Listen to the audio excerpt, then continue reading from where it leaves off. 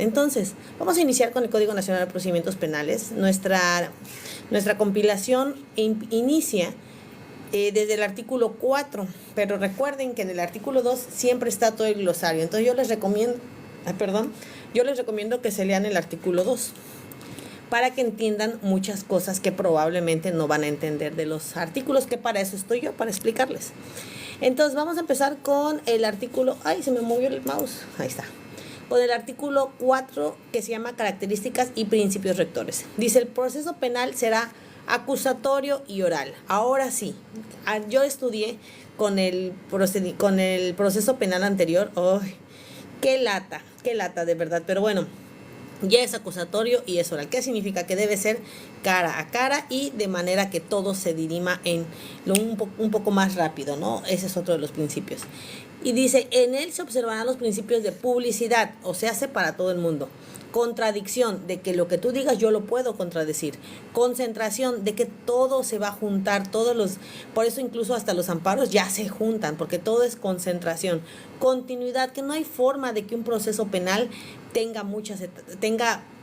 se quede mucho tiempo, ¿no? Tiene que ser corrido, seguido.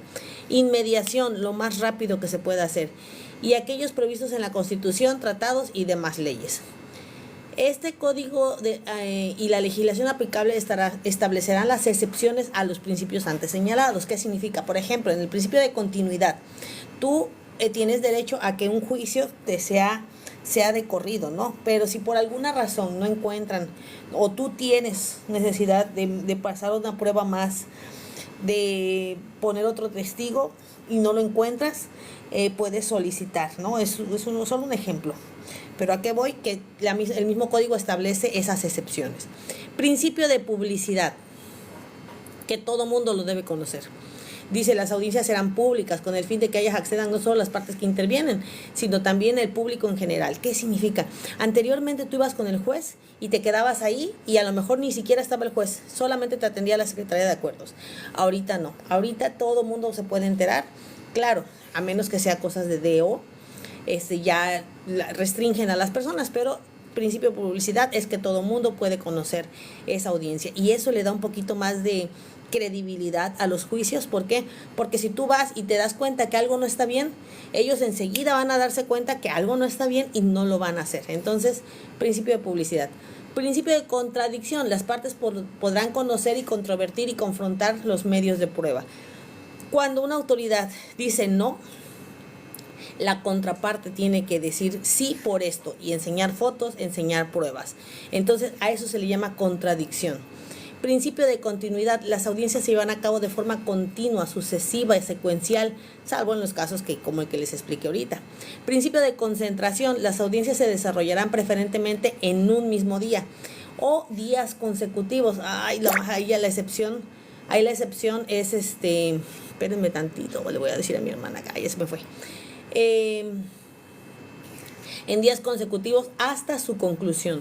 Asimismo, las partes podrán solicitar la acumulación de procesos distintos en aquellos supuestos previstos por el Código.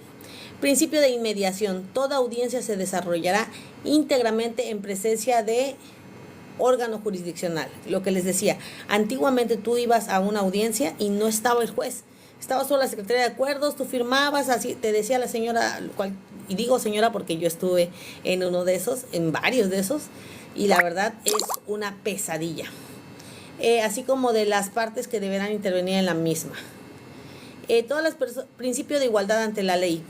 Volvemos con lo que les decía hace rato y con lo que les decía en la Constitución Política.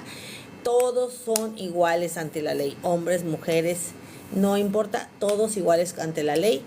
Dice: recibirán el mismo trato y tendrán las mismas oportunidades para sostener la acusación o la defensa. No se admite ningún tipo de discriminación, obvio. Artículo 4 habla de hombres, mujeres y discriminación. Bueno, habla de varias cosas, entre ellos. Principio de igualdad entre las partes. Se garantiza a las partes en condiciones de igualdad el pleno e irrestricto ejercicio de los derechos previstos en la Constitución, los tratados y de los que ellos emanen. Igualdad entre las partes. No, por eso ahorita que acabamos de ver el Código Nacional de Procedimientos Penales, que si no lo has visto, acuérdate que todo esto yo lo mando a WhatsApp, y de WhatsApp de aquí lo subo a YouTube. Cuando estaba hablando de... Ay, se me fue el avión. Principio de igualdad en otras partes. Cuando estaba yo hablando precisamente de que no tenemos que tener ese conflicto de interés y cuando existe nos debemos de excusar. El principio de igualdad entre las partes garantiza que a todas las partes, ¿a qué se refiere con partes? A la parte acusadora y a la parte fiscal, por ejemplo.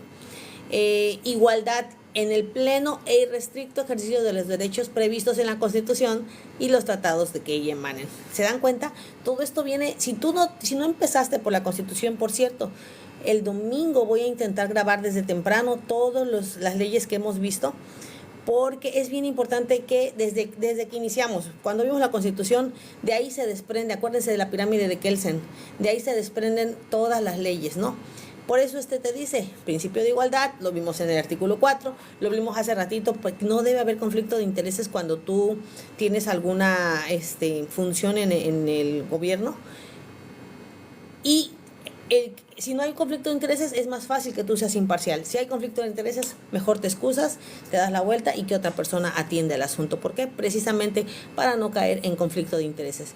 Principio de juicio previo y debido proceso. Ninguna persona, acuérdense de los artículos 14 y 16 de la Constitución, dice, ninguna persona podrá ser condenada a una pena ni sometida a una medida de seguridad, sino en virtud de resolución dictada por un órgano jurisdiccional. ¿Qué es un órgano jurisdiccional? Un juez. Lo vimos en el artículo 14 y en el artículo 16. Previamente establecido, conforme a las leyes expedidas con anterioridad al hecho. Aquí, ¿por qué dice previamente establecido? Yo he observado que nosotros, por ejemplo, en los juicios que realizamos de manera interna, que se llaman consejos de honor, tienes a 3 personas que son los jueces, pero esas 3 personas es como organismo. Si se va alguien de vacaciones, nada más solamente se reestructura y vuelve a amalgamarse. Si se va otro de vacaciones, se reestructura y vuelve a amalgamarse. Entonces, por eso dice previamente establecido. Nosotros tenemos que tener esa convicción de que la resolución debe ser dictada por un órgano jurisdiccional no creado para ti, sino que ya exista. Conforme a las leyes expedidas con anterioridad al hecho, aquí viene la parte que les comentaba en la Constitución Política, el derecho de la no retroactividad. ¿Qué significa? Que todas las leyes con las que te vayan a juzgar tienen que existir ahorita. No pueden hacer una ley para juzgarte exclusivamente a ti. Entonces, a eso se le llama la irretroactividad de la ley.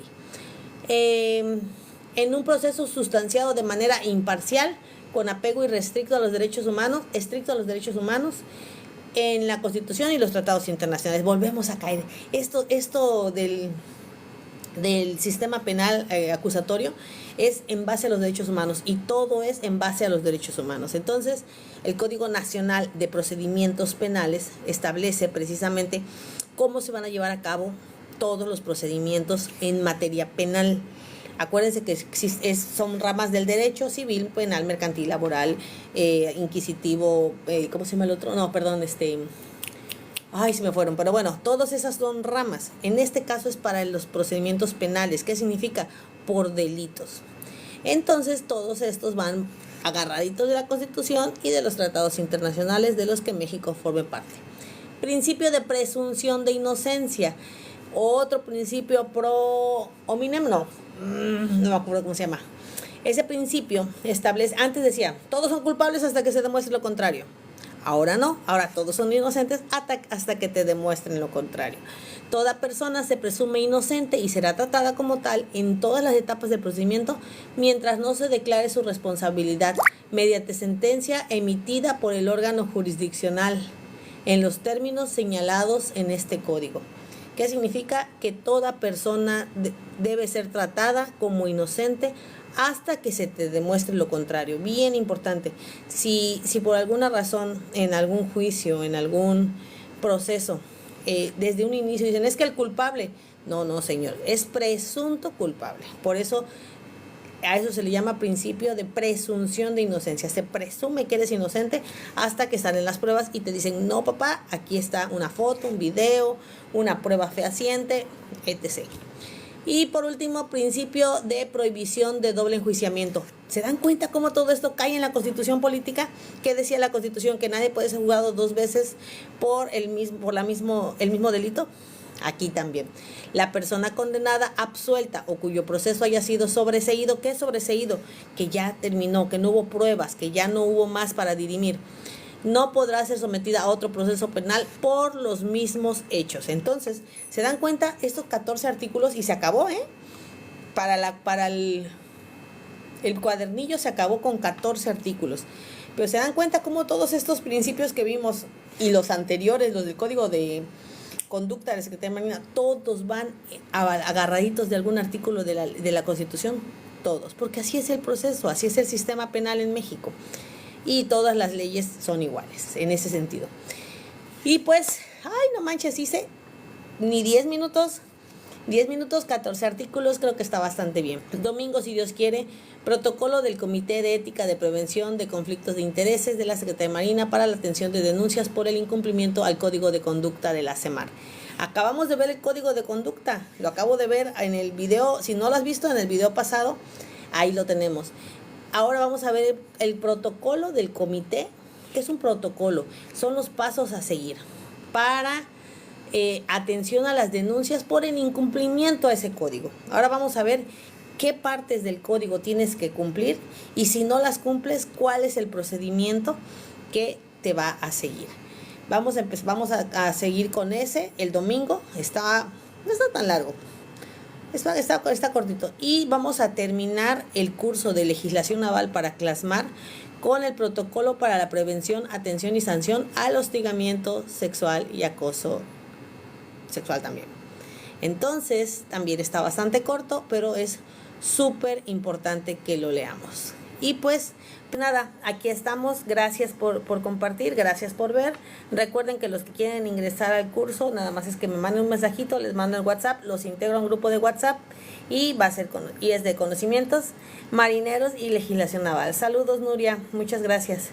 Y pues así le hacemos. Cuídense mucho, que Dios les bendiga. Y prácticamente el domingo terminamos este curso. Si por alguna razón mañana tengo tiempo, mañana acabaría. Jehová Jesús y su Espíritu Santo les bendiga. Bye.